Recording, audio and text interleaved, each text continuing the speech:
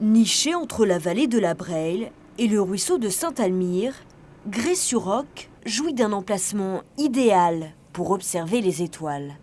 On pourrait en dénombrer grosso modo 400. Mais si je me trouvais dans une ville qui va éclairer toute la nuit, par exemple, avec une très forte pollution lumineuse, eh bien, j'arrive à en apercevoir une dizaine. Ici, ces boules luminaires sont remplacées peu à peu par des diodes qui éclairent seulement le sol. Et la mairie va encore plus loin. À 22h30, toutes les lumières de la commune s'éteignent.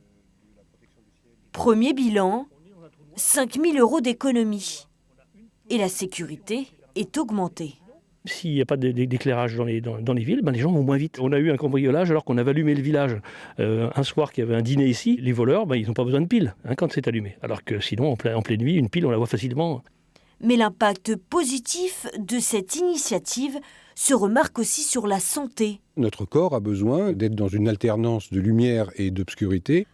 La faune nocturne souffre aussi de ces luminaires, comme par exemple le lampire. La femelle émet une lumière pour attirer le mâle et se reproduire. Il arrive dans les villages comme le nôtre, et c'est où la lumière? C'est sur les luminaires. Donc il féconde les luminaires. Et il va mourir au pied du luminaire, et la femelle va mourir, elle, sans avoir été fécondée. Je me rappelle d'un défilé de 14 juillet où il y avait autant de verluisants que de lampions. Et aujourd'hui, on n'en voit plus. Le 14 juillet prochain, le maire espère déjà pouvoir revoir cette luciole. Mais la municipalité ne compte pas s'arrêter là. Dans 2 ans, tout le parc luminaire de la commune sera restauré, avec pour objectif d'atteindre cette fois-ci les 5 étoiles au concours.